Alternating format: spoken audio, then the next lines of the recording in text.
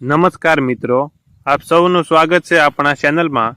આજે આપણે જઈશું એક એવા પવિત્ર અને ઐતિહાસિક સ્થળે જ્યાંથી ભારતની સ્વતંત્રતા સંઘર્ષની ચળવળે નવું વળાંક લીધો હતો.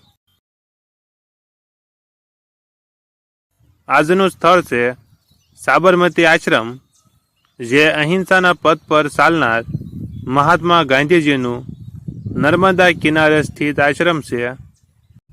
સાબરમતી આશ્રમની સ્થાપના મહાત્મા ગાંધીજીએ વર્ષ 1917માં કરી હતી. આશ્રમ અમદાવાદના સાબરમતી નદીના કિનારે વસેલું છે. ગાંધીજીએ અહીંથી ભારતના સ્વતંત્રતા આંદોલનની ઘણી મહત્વપૂર્ણ યાત્રાઓ શરૂ કરી હતી.